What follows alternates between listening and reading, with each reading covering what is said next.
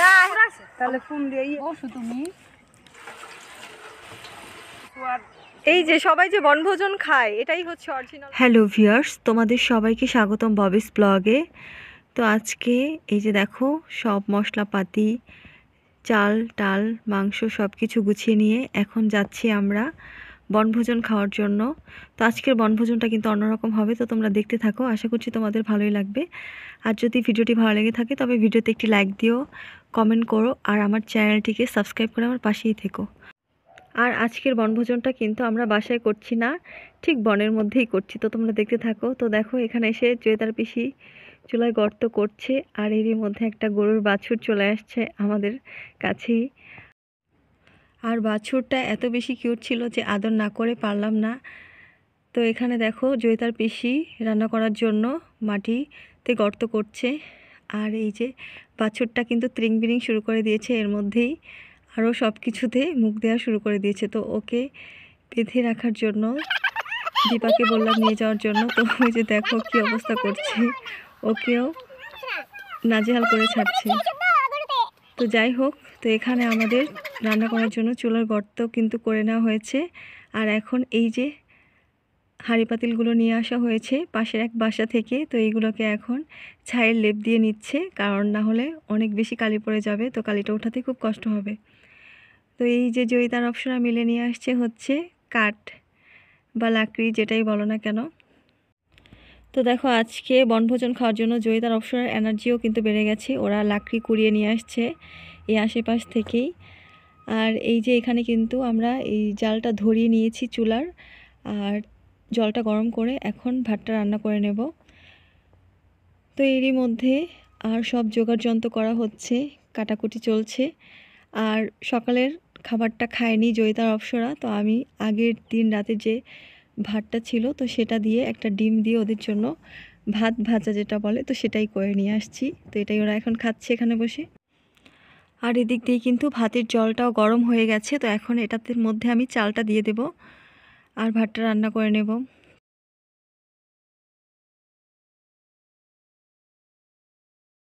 এখানে হচ্ছে লাল শাকের ক্ষেত, আর ওই যে এখানে আমাদের রান্না হচ্ছে।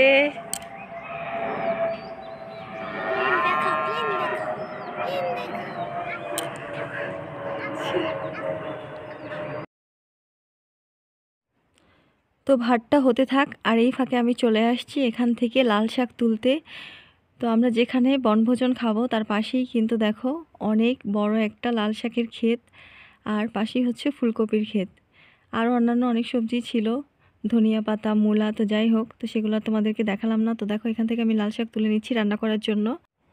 এই শাক তুলতে আমার বেশ ভালোই লাগছিল, তাও আবার বনভোজন খাওয়ার জন্য।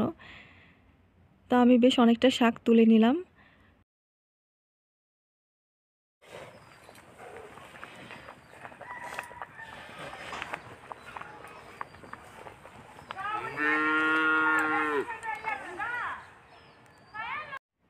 তো এর মধ্যে কিন্তু আমাদের ভাতটাও হয়ে গেছে, তো এখন ভাতটা থেকে মাঠটা ঝরিয়ে নেব।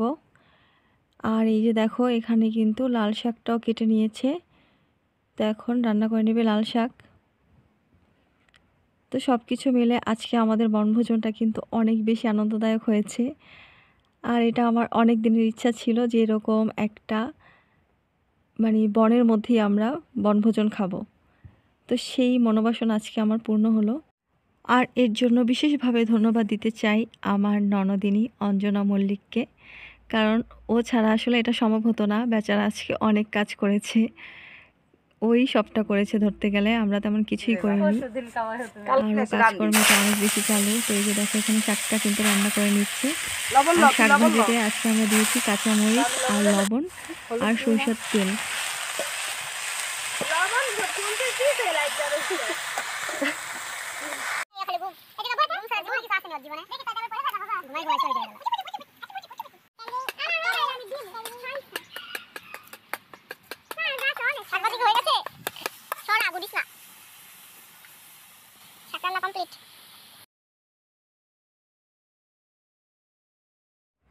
শাক রান্না কমপ্লিট, তো এখন রান্না করে নেবে মাছ।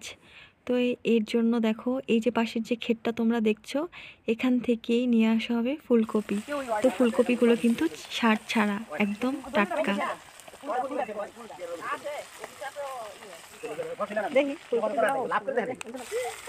ক্ষেত থেকে উঠে আনলাম তাজা ফুলকপি। এই ভিডিও ক্লিপটা আমি আমার ভাগ্নিকে দিয়ে করাচ্ছিলাম, অপসরাকে দিয়ে। তো দেখো কি অবস্থা, ঘোলা করে করে রেখেছে।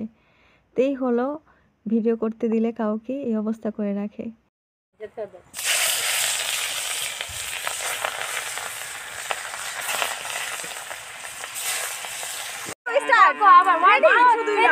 হ্যাঁ, আর কত আজকে সবাই আমারও তো একটা শরীর নাকি। আমি এমনি কি জানি। এখানে আমার ননদিনী তার দুঃখের কথা শোনাচ্ছে যে তার খাটতে খাটতে জীবনটা শেষ আমাদের জন্য, এই বনভোজন খাওয়ার জন্য। তো যা বাসা লয়া যাই। ফুলকপি এবার আমি খোঁজ করলাম। না, হ্যাঁ তেল কম খায়। এত তেল খেলে আমি বুকে এত পর রান্না আইটেম ছিল না, এই যে এটা বেশি হয়ে গেল। এটা তো মাছ ভাজলাম। আইসা রস হয়ে যায়।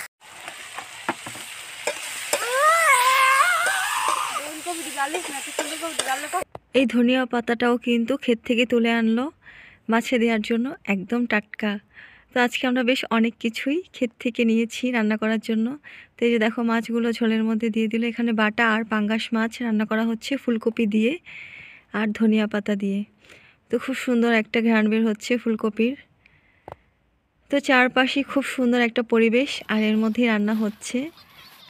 তো মাছ রান্না শেষ, তো এখন রান্না করা হবে মাংস। তো মুরগির মাংস রান্না করবে। তো এর জন্য দেখো এখানে সরিষার তেল দিয়ে দিল, আর আজকের মাংসটা সরিষার তেলে রান্না করবে। আর গোটা গরম মশলা, জিরা এবং তেজপাতা ফোড়ন দিয়ে তাতে পেঁয়াজ দিয়ে ভেজে নেবে। দেখতে থাকো, তোমাদের ফিরতে ভালো লাগবে।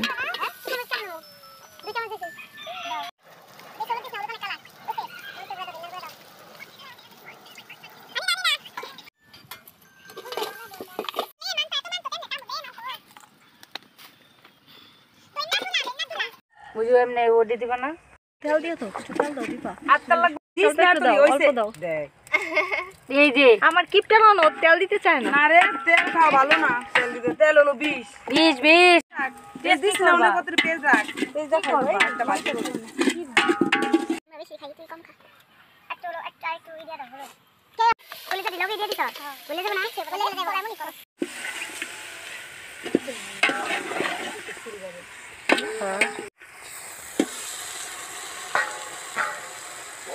মাংসটা যে হবে না আজকে দেখি বোঝা যাচ্ছে।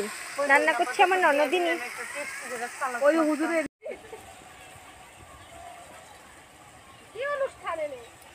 জন্মদিন, এটা হচ্ছে বনভোজন। বনভোজন।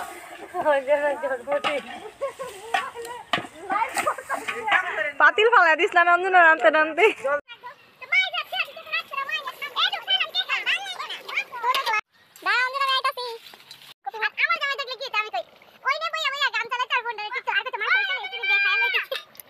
চলতেছে। তো আমাদের রান্না কিন্তু কমপ্লিট, আর এখন চুলায় যে অবশিষ্ট আগুনটা ছিল, তো এখানে পুড়িয়ে নিচ্ছি বেগুন ভর্তা করার জন্য। আর খাওয়ার জন্য এখন এখান থেকে কেটে নিচ্ছে কলাপাতা। তো আজকে কিন্তু আমরা অনেক কিছু এখান থেকে সংগ্রহ করেছি।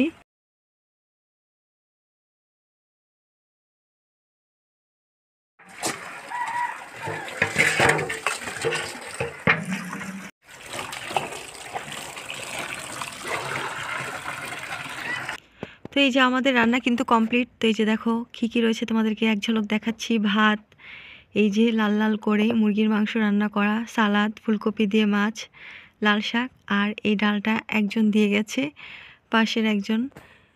তো আরেকজন নিয়ে আসছে দুটো পদের তরকারি নিয়ে। তো এটা হচ্ছে দেখো এই যে এই দিদি দিয়ে গেল বড়ার রসা আর মুগ ডাল লাউ দিয়ে করেছিল। তো এই যে এখন কলাপাতা বিছিয়ে আমাদের খাওয়ার পালা। এই যে সবাই যে বনভোজন খায়, এটাই হচ্ছে অরিজিনাল বনভোজন। বনের মধ্যে রান্না করে তারপর এই যেরকম করে কলাপাতা বিছিয়ে খাওয়া, আর বন থেকেই অনেক জিনিসপত্র সংগ্রহ করা, এটাই হচ্ছে বনভোজন। তো দেখো এই যে আমরা আজকে পুরো একদম প্রকৃতির মাঝখানে। ওই যে আমার যা ওইখানে বসে বসে বেগুন ভর্তা করবার জন্য বেগুনটা পুড়ে নিচ্ছে, এখনো বেগুনটা পোড়া হয়নি। কত রে বাদ দিছে কা বলবো আমরা যদি কাম না করতাম তোমরা রাইন দাও না পর্যন্ত। খাও খাও, রিভিউ দাও কেমন হয়েছে, কেমন হয়েছে?